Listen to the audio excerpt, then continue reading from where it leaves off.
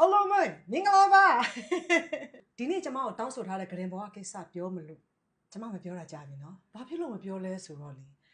စေတနာကလူတိုင်းနဲ့မတန်ဒီဂရင်ဘောကကိစ္စဆိုလူကြီးလူငယ်ကြားမှမရွေးချစ်သူရည်စားအိမ်ထောင်မကအားလုံးအတွက်အရေးကြီးဆုံးအချက်အလက်ဖြစ်တယ်စဉ်းစားကြည့်ဖောက်ပြန်တာဘာကြောင့်လဲချစ်သူရည်စားဓာတ်ပြတ်သွားတာဘာကြောင့်လဲဂရင်ဘောကကိစ္စဆိုတော့ကျမ်းမာရေးဆိုင်ရာထဲမှာတဘာတာဖြစ်တယ်နိုင်ငံကြားမှာဆိုရင်သုံးတန်းမှာကတဲ့ကကြားမိမ့်မလိန်ဆက်ဆန်တဲ့အခါမှာကိုဝင်ဘလို့ဖြစ်တတ်တယ်လဲပြီးရင်အရွယ်မရောက်သေးခင်မှာကျူးလို့ရင်ဘလို့ဥပဒေနဲ့ညှိစွန်းတယ်လဲဆိုတာဥပဒေနဲ့တွဲပြီးတင်တယ်ကျမတို့မြန်မာနိုင်ငံကယဉ်ကျေးမှုနိုင်ငံဖြစ်တဲ့အတွက်အဲ့ဒါတင်ခွင့်မရှိလို့ပဲမရိမ့်မှုတွေများလာတယ်မလို့အပ်ပဲနဲ့ကလေးတွေစွန့်ပစ်ချင်းခံရတယ်အဲ့ဒါမိဘမဲ့ပဲမိဘမဲ့ကလေးတွေဘယ်ကလာတယ်လဲကတင်ပေါ်ကိစ္စဆိုင်ရာအားလုံးကိုနားမလည်လို့ဖြစ်ပျက်သွားတဲ့ဆိုကြိုးတွေးကြည့်ဆက်ကိစ္စဆိုတဲ့ကျမ်းမာရေးဆိုင်ရာမှာတေးသေးချာချာနားလည်ပြီးကုတ်ကဲထားမယ်ဆိုရင်မင်းတို့နှစ်ယောက်ဘလောက်ပဲရွဘိုးထိုးထိုးနောက်တစ်ဆင့်မိဘမဲ့ကလေးထွက်မလာအောင်မင်းတို့စောင့်ထိန်သွားမယ်ဆိုရင်ဒီဆိုးကြိုးကမရောက်လာတော့ဘူးလေကလေးစွန့်ပစ်တယ်မလားဝတ်ကျွေးနော်အဲ့ဒီဝတ်ကျွေးလောက်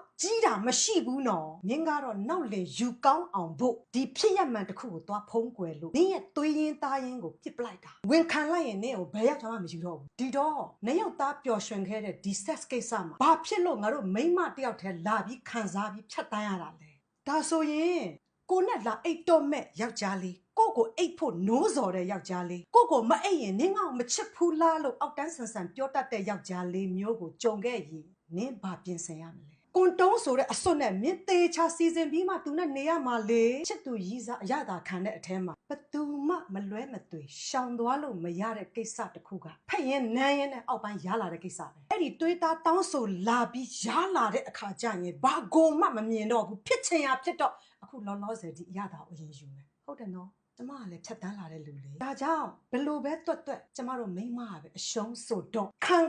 ခံတော့မယ်ဆိုရင်ဒီယောက်ျားဟာကိုယ့်ရဲ့ယာတက်ပံလားမယာတက်ပံလားဆိုတာဘာမှမသေးချသေးတဲ့ဒီအခိုက်ခံခြင်းခံလိုက်အစွတ်ကိုတေချာပေါက်ဆွတ်ရမယ်ဆိုတာမင်းကလေးကနားလေရမှာလေဒီကလေးကိုမင်း6လလွယ်ပြီးစွန့်ပစ်ရတာအဲ့6လလုံးနေလွယ်ထားတာ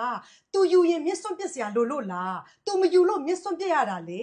ပျော်တော့ကကြတော့ယူမယ်တာဝန်ယူမယ်ဟုတ်တယ်မလားအပြောချိုလေးနဲ့မှမင်းသူ့ကိုခံလိုက်တာလေ